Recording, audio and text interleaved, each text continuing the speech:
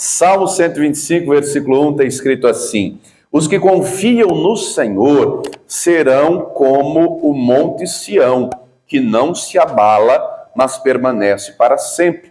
Como estão os montes à roda de Jerusalém, assim o Senhor está em volta do seu povo, desde agora e para sempre. E eu pergunto, você crê nisso? Você crê que essa é a palavra de Deus? Você confia no Senhor? Você crê que Ele vai agir em teu favor? Crê também que Ele vai falar conosco? Então, por gentileza, coloque tua Bíblia sobre o teu assento e vamos dar para o Senhor e para a sua palavra a melhor salva de palmas que você já deu. Feche os teus olhos, aplaudindo, glorificando. Senhor, nosso Deus e Pai, Deus bendito, santo, amado e todo-poderoso, a tua igreja te aplaude, te glorifica. Abra os céus agora e receba o louvor da tua igreja. E por essa mesma abertura, vai derramando a tua graça, a tua bênção, a tua virtude e o teu poder. Ninguém veio aqui ouvir o homem falar, o homem não tem nada a dizer, todos viemos ouvir a tua voz, a tua palavra. Então agora os lábios do pregador, a boca do mensageiro, que eu diminua, o Senhor cresça, remova toda barreira, todo obstáculo e envia a tua palavra com poder e autoridade, e que a tua palavra agora vá e produza o resultado para qual está sendo enviada, em nome do Senhor Jesus. Diga amém, Senhor. Tome o teu assento, por gentileza, mas preste muita atenção, não se distraia. Se você trouxe papel e caneta, tome nota de tudo o que vai ouvir e aprender, amém? Muito bem, este salmo, foi escrito, segundo a maioria dos estudiosos, após o cativeiro babilônico. Então, foi mais ou menos 500 anos após Davi, após o povo ter regressado.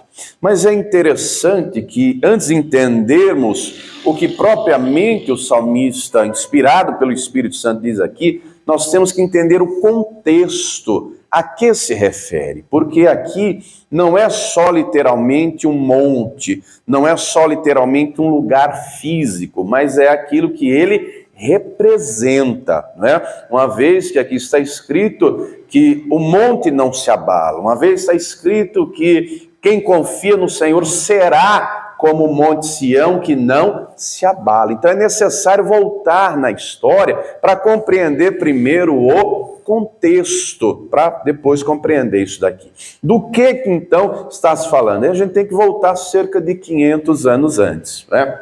No tempo em que ainda o local físico não era ainda chamado de Jerusalém, era chamado ainda de Jebus. É interessante que nós vemos Deus escolher este lugar e Deus vai mover o coração de Davi para conquistar este lugar. Davi, ele é um homem segundo o coração de Deus, porque o coração dele é inclinado para Deus, e ele sabe respeitar o tempo de Deus, ele sabe respeitar as etapas. Por exemplo, ele foi ungido na sua casa, na casa de seu pai, ele tinha em torno aí dos seus 15 anos de idade. Muito bem, no outro dia ele não se assentou no trono, ele vai ser preparado.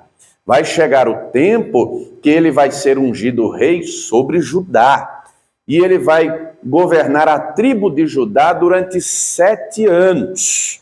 Durante 7 anos ele é o rei de Judá. Nesse período inicial, um filho de Saul já havia morrido, o Esbocete, que vai ser o rei das demais tribos. Mas muito bem, chega o dia em que os anciãos vão a Hebrom, fazem aliança com Davi, e aí ungem Davi rei sobre todo o Israel. Ele agora é reconhecido rei de toda a nação. Deus já tinha ungido ele anos atrás. Se você ler isso no segundo livro de Samuel, capítulo 5, você vai perceber que a aproximação, a primeira atitude após ser ungido como rei de todo Israel, o texto vai dizer, e partiu Davi para Jebus. Por quê? O Espírito Santo move o coração dele. Você tem que conquistar aquele lugar e fazer daquele lugar a capital. Primeiro, é um lugar estratégico, é no centro da nação. É uma cidade que é alta, ou seja, é sobre as montanhas. Você sabe que aqui em Carapicuíba tem uns tobogãs, né? Uns morros lá em cima, lá embaixo, não só aqui, Carapicuíba, São Paulo de maneira geral, né? Aqui a maioria da região. Então, dependendo se você mora lá em cima, ou lá no meio, ou lá embaixo, dependendo do lugar que você mora, você vê uma região imensa, vê ou não vê? A cidade toda. Lá era um lugar estratégico. E além disso, a cidade tem um muro em volta. Tinha um muro. E os jebuseus confiavam no muro, no lugar, na localização, a ponto de Davi ir para lá e os jebuseus disserem: aqui você não entra, aqui se a gente deixar coxo e cego, Davi não vence, Davi não entra, porque eles confiavam na muralha, confiavam na localização, só que Davi estava movido pelo Espírito Santo. Deus havia escolhido aquele lugar, e ele faz guerra contra eles, e ele vence, e ele conquista, e a partir daquele momento ele muda o nome do lugar para Jerusalém. A partir daquele momento, aquela cidade é conhecida como a cidade de Davi. E ali se torna a capital do reino. E ali se torna aquele lugar a fortaleza de Davi. Leia comigo isso no segundo livro de Samuel, capítulo de número 5. Vá lá comigo. Segundo livro de Samuel, capítulo 5, versículo 7, diz assim: porém Davi tomou a fortaleza de Sião. Esta é a cidade de Davi. Ele tomou a cidade. Versículo 9. Assim habitou Davi na fortaleza, e lhe chamou a cidade de Davi. E Davi foi edificando em redor, desde o Milo até dentro. Ele completou, não é? Completou o muro. E aí diz mais o texto: e Davi se ia cada vez mais aumentando e crescendo, porque o Senhor Deus dos exércitos era com ele. E Irão, rei de Tiro, enviou mensageiros a Davi, e madeira de cedro, e carpinteiros, e pedreiros, que edificaram a casa a Davi. E entendeu Davi que o Senhor o confirmava rei sobre Israel, e exaltara o seu reino por amor do seu povo. Ele conquista o lugar, ele conquista, ele completa a fortaleza, e agora é a cidade de Davi. Mas não é só o lugar físico, a fortaleza física, é aquilo que representa. Davi fez aquilo movido pelo Espírito Santo, que era Deus que tinha mandado fazer. Então vá comigo no Salmo 132, vamos ler isso, onde o próprio Deus vai dizer isso. Salmo 132, versículo de número 13. Olha como Deus escolheu lá. Vamos ler. Salmo 132, versículo de número 13. Porque o Senhor elegeu a Sião, desejou-a para a sua habitação, dizendo: este é o meu repouso para sempre, aqui habitarei, pois o desejei.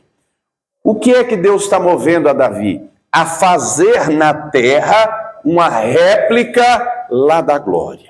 Aquele lugar físico que era forte, que era poderoso, vai representar a fortaleza que é o Senhor, que é o Todo-Poderoso. Quem estava dentro da cidade tinha a sensação de segurança. Quem estava dentro dos muros pensava: estamos guardados, estamos protegidos, aqui é um lugar seguro, aqui é um lugar tranquilo. E era isso que o povo entendia quando estava lá, e era o que o Espírito Santo levou a Davi a entender, que não era só o lugar físico que trazia a paz, a segurança, era o que representava, que é o Todo-Poderoso, que traz paz, que traz segurança, que abençoa, que guarda, que livra, que vai à frente. É interessante, se você continuar lá a leitura, no capítulo 5 de Samuel, segundo livro de Samuel, ato contínuo, em seguida, quando os filisteus ouviram aquilo, souberam daquilo, eles vão contra Davi. E aí Davi ora, consulta a Deus: devo ir à peleja contra eles? E aí Deus disse: vai, porque eu estou entregando eles na tua mão. E ele vai lá, ele desce lá no vale, ele luta, ele vence. Muito bem. Pouco tempo depois, o que sobrou dos filisteus se reagrupam, vão contra Davi de novo. E ele consulta a Deus de novo. E aí Deus vai mudar a estratégia. Davi, eles estão acampados em tal lugar, você vai por trás das árvores, das amoreiras, e você vai surpreendê-los e vai vencer, que eu entreguei na tua mão. E assim Davi faz. Note que Davi vai ser dirigido pelo Espírito Santo. Note que Davi vai seguir as estratégias do jeito que Deus deu. Então, aquele lugar representa o que Deus era para Davi no seu coração. É Davi que vai dizer: ainda que eu andasse pelo vale da sombra da morte, não temeria mal algum, porque tu estás comigo, a tua vara e o teu cajado me consolam. Então aquela fortaleza física representava a fortaleza que é o Todo-Poderoso, para quem crê, para quem confia nele, para quem anda com ele. É Davi que vai dizer: ainda que o exército me cerque, eu não vou temer. Ainda que o inimigo se ajunte contra mim, eu confio no Senhor. Quem está entendendo, diga glória a Deus. Em outro lugar o salmista vai dizer: uns confiam em carros, outros em cavalos, mas nós fazemos menção do nome do Senhor. Então, a fortaleza verdadeira para Davi não era o lugar propriamente dito, era Deus. Deu para entender o contexto? É nesse contexto, volto no Salmo 125, que o salmista escreve isso daqui. É nesse contexto, é com esse coração, é com esse entendimento que ele vai dizer: os que confiam no Senhor serão como o monte Sião. O monte, propriamente, o lugar, trazia segurança, trazia paz, tranquilidade, não é? Quem confia no Senhor, meu irmão, quem confia no Senhor sabe, o inimigo pode se levantar, mas é para cair por terra. Quem confia no Senhor sabe que o Senhor está no controle, Ele é fiel e poderoso. Só que a questão é: confiança é algo que vai sendo adquirido dia após dia. Você convida qualquer um do meio da rua para entrar na tua casa? Você bota um desconhecido na tua mesa para comer com você? Não. Eu conheço caso de esposa que não sabe a senha do cartão do marido. Um marido que não sabe nada da esposa. Se um não tem uma intimidade com o outro a ponto de confiar a senha de cartão, vai confiar em quem? Se não confia na esposa, se não confia no marido. O relacionamento com Deus, da mesma forma, vai sendo construído dia após dia. E uma construção de confiança tem que ter intimidade, tem que ter comunhão, tem que ter proximidade. Existem níveis de confiança. Quanto mais íntimo você vai ficando da pessoa, você vai conhecendo o caráter dela. E à medida que você conhece o caráter da pessoa, dá para saber se ela é confiável ou não. Quem está entendendo, diga glória a Deus. A Escritura vai dizer: maldito o homem que confia no homem, que faz do seu braço a sua força, do braço a sua carne a sua força. Bendito aquele que confia no Senhor. Agora, para confiar no Senhor, tem que conhecer o Senhor. E Davi conhecia. Ele conhecia. A Bíblia, a palavra, traz a vida de Davi. Dos Salmos, ele escreveu aí cerca de 80%. Era alguém que tinha intimidade com Deus. Era alguém que tinha comunhão com o Todo-Poderoso. Era alguém que era guiado e conduzido por Deus. Teve muitas lutas, muitas, mas foi muitas vitórias. Foi luta sobre luta, mas foi vitória sobre vitória. Meu irmão, construa teu relacionamento com Deus, aprofunde os laços, gere mais intimidade, porque quanto mais você conhecer o Senhor, mais você vai contemplar a grandeza dele, a santidade dele, o poder dele, mais você vai confiar nele, vai se entregar a ele e vai acreditar que ele está no controle, ele vai agir, ele vai operar. Eu não vou mais deixar as coisas aqui da terra me abalar. Quem está no monte, no lugar alto, as coisas lá embaixo ficam, não é? Você já se viu aqui em algum morro aqui de Carapicuíba? Você olhou o tamanho do carro lá embaixo? Fica pequenininho. Dependendo da altura que você está, uma pessoa lá embaixo parece que vira uma formiga. É verdade ou não é? Quando a gente está no monte do Senhor, na presença dele, os problemas ficam desse tamanho, porque a glória dele resplandece, a presença dele é notória, é visível, a confiança está nele. Pode vir doença, pode vir adversidade, pode vir o problema que for, aí você diz: eu sei quem tenho crido, estou certo, é poderoso. Quem confia no Senhor não é abalado. Quem confia no Senhor permanece para... Esse monte está lá até hoje em Jerusalém. Está lá até hoje. Agora é interessante, se você ver aqui na palavra a trajetória, Davi confiou em Deus, Davi buscou a Deus, mas houve períodos da história em que Jerusalém foi conquistada por inimigos, foi destruída, foi devastada, porque o povo deixou de confiar no Senhor, deixou de buscar a Deus. Leia o livro dos Reis, leia o livro das Crônicas, você vai ver vários períodos, os inimigos prevalecendo, porque deixou de acreditar e confiar, o povo deixou de acreditar e confiar no Senhor. Então, tudo que está escrito aqui é para nos ensinar. Vá comigo na carta aos Hebreus, vá comigo na carta aos Hebreus, no capítulo de número 10, versículo de número 35. Olha o que nos diz aqui, aos Hebreus 10, versículo de número 35. Diz assim, a Bíblia fala muito de confiança, tem vários textos, enfim. Ao versículo 35 diz assim, Hebreus 10, 35. Não rejeiteis, pois, a vossa confiança, que tem grande e avultado galardão. O que o texto está dizendo? Não deixe de confiar em Deus. Não deixe de confiar no Senhor, porque é Ele que vai agir, é Ele que vai operar, vai haver galardão, e galardão é prêmio, é recompensa. Aqui no capítulo 11, versículo 6 está escrito que sem fé é impossível agradar a Deus, porque é necessário crer que Ele existe e que Ele é galardoador daqueles que o buscam. Hoje pela manhã, uma irmã me contou um testemunho, olha que coisa tremenda. Ela estava sentindo a dor, né, aqui nas costas, região aqui do pulmão, nas costas, e ela foi fazer uns exames. E fez os exames, e lá o médico disse que ela estava com algo nos pulmões, e que aquilo era esquisito, aquilo parecia nódulo, mancha, era uma coisa estranha, e ela precisava procurar um especialista para poder descobrir de fato o que era aquilo e tratar.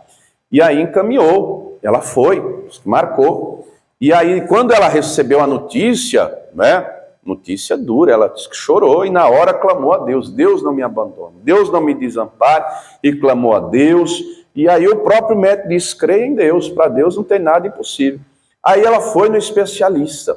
Quando foi no especialista, ele pediu outros exames, e aí o especialista falou, a senhora já operou o pulmão? Ela, não. A senhora nunca operou? Falou, não. Aqui, ó, tem uma mancha, só que essa mancha é uma cicatriz, como se a senhora tivesse operado. A senhora pode ver 99 anos, não morre disso aqui não. Seu pulmão está perfeito. E na hora ela começou a glorificar o Senhor.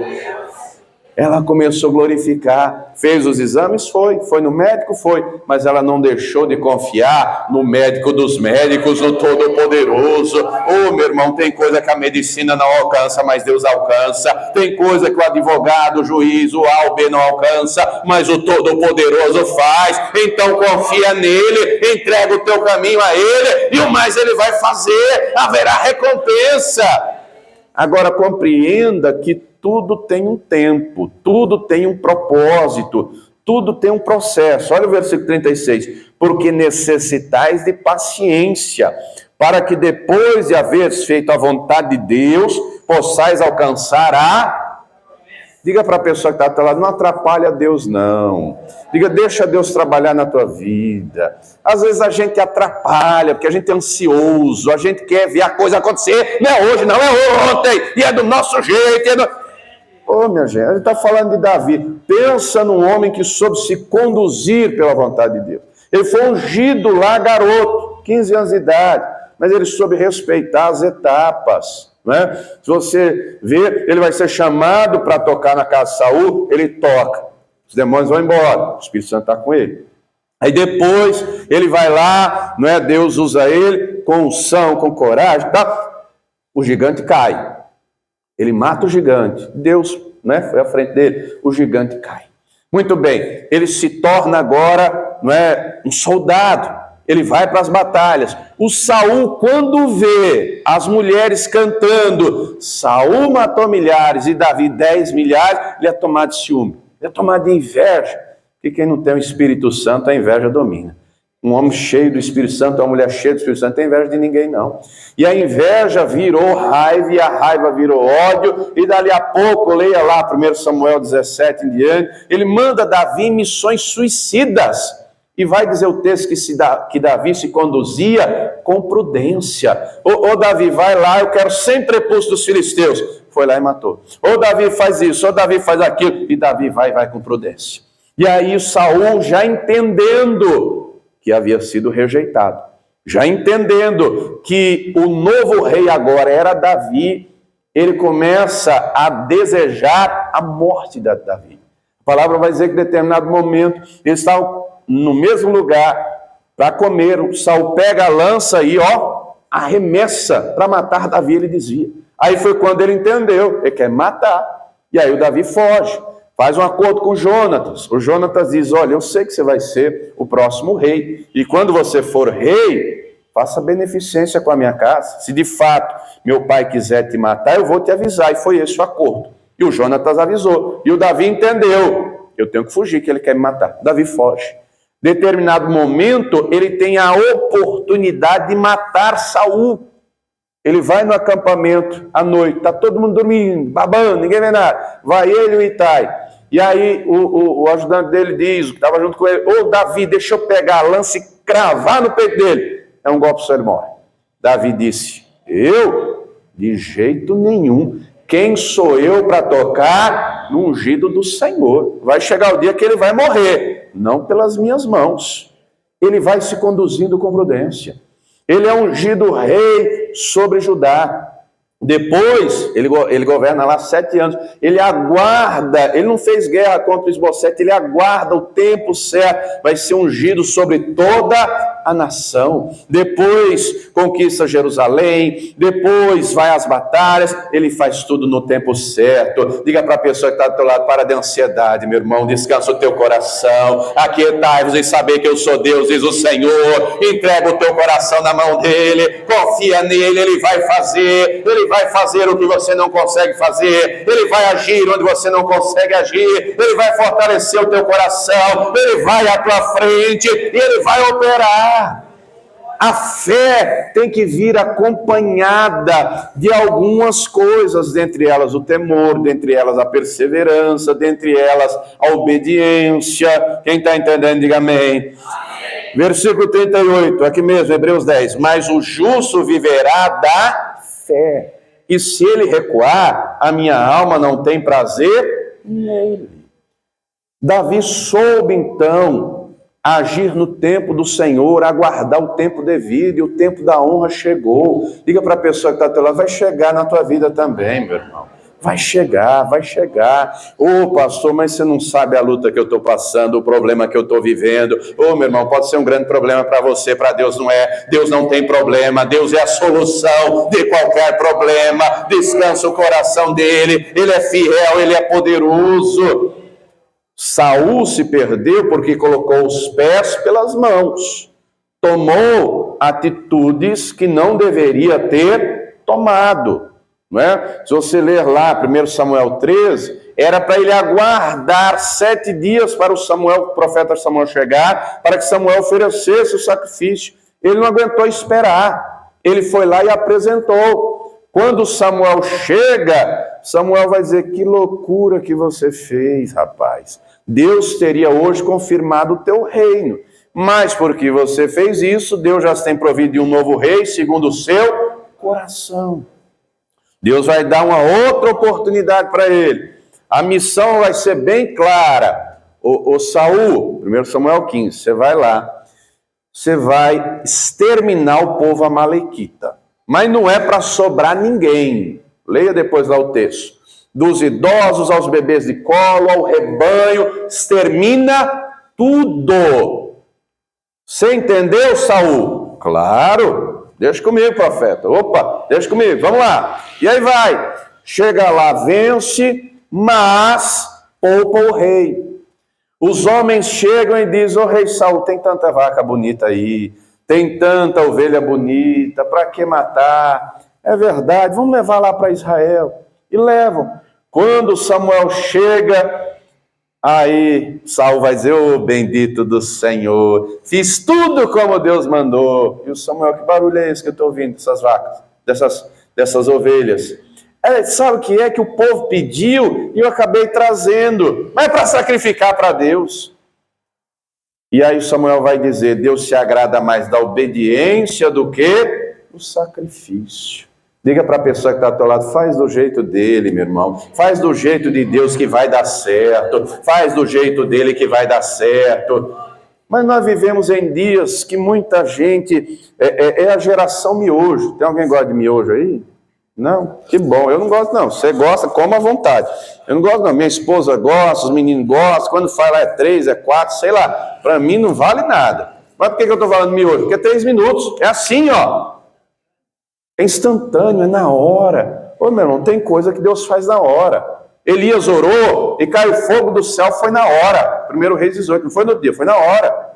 O rei Ezequias orou, Deus mandou um anjo que exterminou o exército inimigo no mesmo dia. Ezequias adoeceu, caiu acamado, ele ora. Em poucos minutos está lá o profeta Isaías dizendo: em 3 dias você vai levantar dessa cama, Deus está te dando mais 15 anos de vida. Tem coisa que Deus faz na hora, mas tem outras. O Abraão orou 25 anos para Isaac nascer. O Isaac orou 20 anos para a esposa conceber. Meu irmão, é a vontade de Deus. Coloca a vontade de Deus em primeiro lugar. A vontade de Deus é perseverar na fé, é confiar nele. A vontade dele é boa, é perfeita e agradável. Se você colocar o coração nele e fizer a vontade dele, você vai alcançar a promessa, e vai haver cura, e vai haver libertação, e vai haver vitória, e vai haver milagre, e o nome dele vai ser glorificado. É entender os propósitos, é entender. Senhor, faz. Muitas vezes a gente, quer, como diz lá o Salmo 70, apressa-te, Senhor. Quer que Deus faça e faça logo, mas não é no nosso tempo, é no tempo dele. É no tempo dele. E no tempo dele é perfeito, porque ele não se atrasa, ele capricha. Diga para a pessoa que está do teu lado: ele está caprichando na vitória. Diga: ele está caprichando na tua bênção. O que ele tem para você não é pouco. O que ele tem para você é boa medida, é recalcado, é sacudido, é transbordante, é para glorificar o nome dele. Mas entenda o propósito, se mantenha na posição, porque ele vai honrar. Volto lá no Salmo 125, então o salmista deixa claro que os que confiam no Senhor são como o Monte Sião, que não se abala, mas permanece para sempre. O versículo 2 diz: como estão os montes à roda, a tradução King James diz como um colar ao pescoço. Assim o Senhor está em volta do seu povo, desde agora e para sempre. Esse em volta traz a ideia e o sentido: Deus está te guardando, Deus está te protegendo, Deus está te cercando, Deus está te blindando, Deus é o teu guarda, e o guarda de Israel não dorme, não tem os canejos, e se porventura acontecer algo, é porque ele tem um propósito muito maior. Quem está entendendo, diga amém. Então Deus espera que tenhamos nele essa confiança inabalável. Mas essa confiança inabalável, ela vai sendo construída dia após dia. Se você ler, por exemplo, a vida de Jó, o início do texto, é Deus dando testemunho. Não é o Jó batendo no peito dizendo: esse cara sou eu. Não é a esposa, os filhos aplaudindo o Jó. Deus diz: viste meu servo Jó, reto, sincero, temente, se desvia do mal. Um homem que tem uma família linda, um homem rico, um homem próspero, um homem temente a Deus, um homem que preza pela família. Muito bem. Um belo dia, sem saber Jó de nada, um belo dia ele recebe a notícia que o patrimônio dele foi completamente dilapidado. Uma vida inteira para construir o patrimônio foi devastado, destruído, saqueado. No mesmo dia ele recebe a notícia: olha, os teus 10 filhos estavam na casa do irmão mais velho, primogênito, veio uma ventania do deserto, derrubou tudo, todo mundo morreu. Que tragédia, não?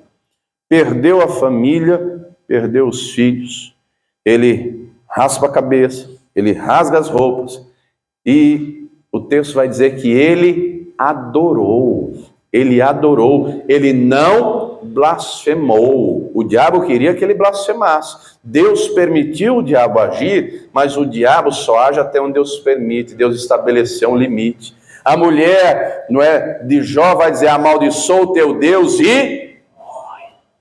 O diabo, vendo que Jó não blasfemou, volta lá diante de Deus e diz: deixa eu fazer um pouquinho mais. E Deus disse: vai lá. Não tira a vida dele. Que o diabo só age até onde Deus permite. Deus não perdeu o controle de nada, não, viu? O diabo não faz o que ele quer, não. Só faz até onde Deus permite. Deus é pedagógico. Deus ensina sempre para o nosso bem. Olhe como Deus vê. Não olhe com os olhos aqui naturais. O justo vive da fé. Muito bem. O Jó é tomado de doença, da cabeça à planta dos pés. Perdeu a saúde. Perdeu 10 filhos. Perdeu o patrimônio. Perdeu o status.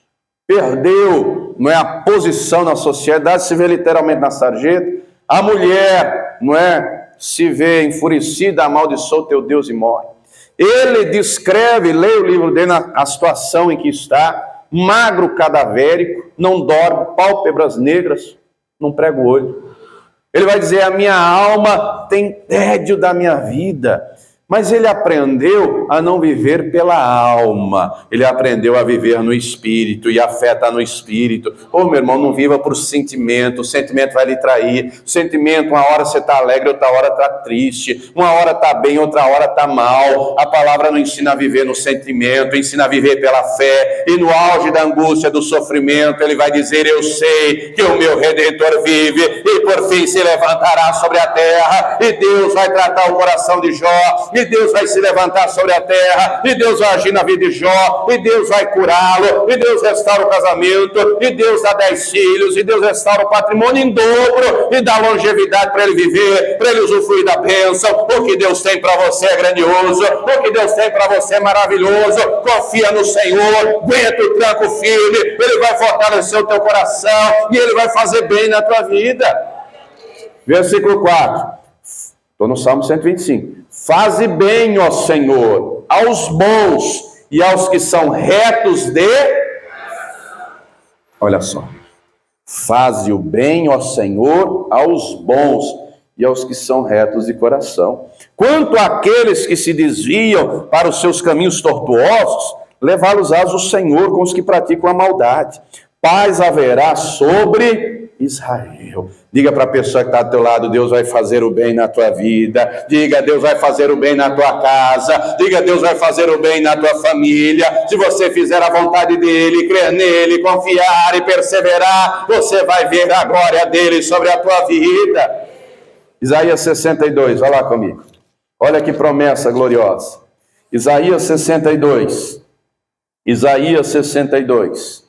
Versículo 1. Por amor de Sião me não calarei, e por amor de Jerusalém me não aquietarei, até que saia a sua justiça como um resplendor, e a sua salvação como uma tocha acesa.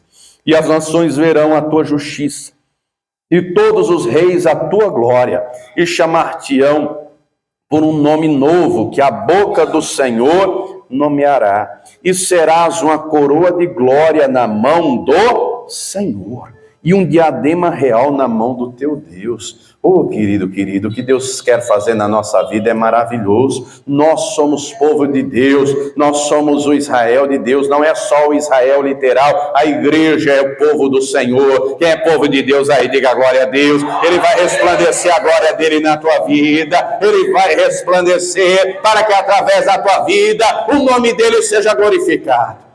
Oh, pastor, mas hoje eu estou tão fraco. Hoje, pastor, ele vai fortalecer teu coração. Salmo 27, para terminar. Salmo 27, vai lá comigo. Salmo 27. Quem está dormindo ainda, diga amém. Aleluia, Jesus. Acorda, meu Deus. Desperta, tu que dorme. Salmo 27, 13. Pereceria sem dúvida, se não cresce, que veria os bens do Senhor na terra dos viventes. Bens aqui no sentido de bênçãos, tá? Não é só no sentido de bem palpável, tangível, é toda sorte de bênçãos.